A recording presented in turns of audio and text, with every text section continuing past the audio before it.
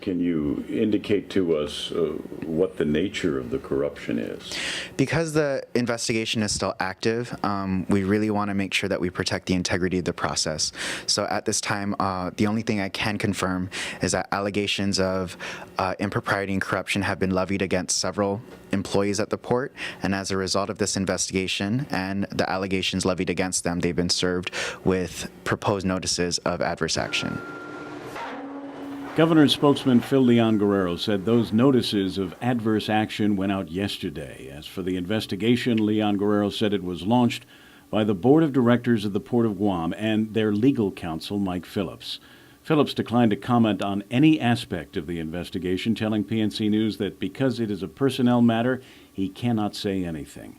However, in a text message to PNC, Port Board Chairman Dan Tydenko acknowledged that the board has initiated the administrative review and action of some personnel. Appropriate legal steps are underway.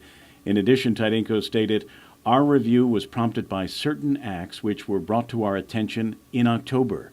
The board ordered the review and investigation back then," he said. Neither the governor's spokesman, Tydenko, or Phillips would say what the nature of the allegations are against the port employees or how many port employees were served with administrative action, although PNC News has learned the number of employees given notice of adverse action is 6. Because of the personnel privacy rights of these employees, we won't be disclosing names or details of the charges, besides saying that any allegation of impropriety or corruption is taken very seriously by Governor Calvo and the entire administration.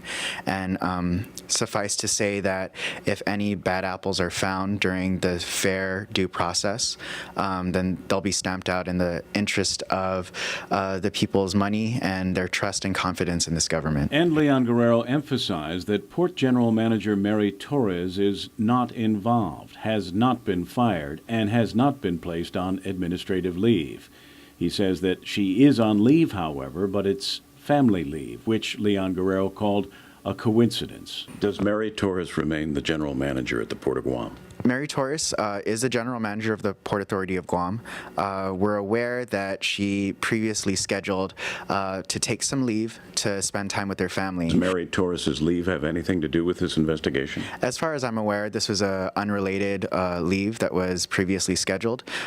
She wanted to take this time to spend with her family, and that it's mere coincidence.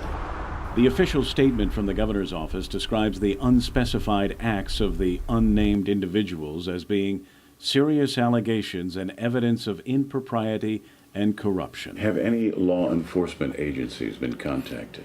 To my knowledge, the investigation is still internal within the port. There is a process that is being followed as far as adverse action goes, and that process is spelled out by law, and it's being followed by the port's board and its legal counsel at this time. In Torres's absence, the port's Deputy General Manager, Anicia Terlahi, has been named Acting General Manager of the Port of Guam. Kevin Kerrigan, PNC News.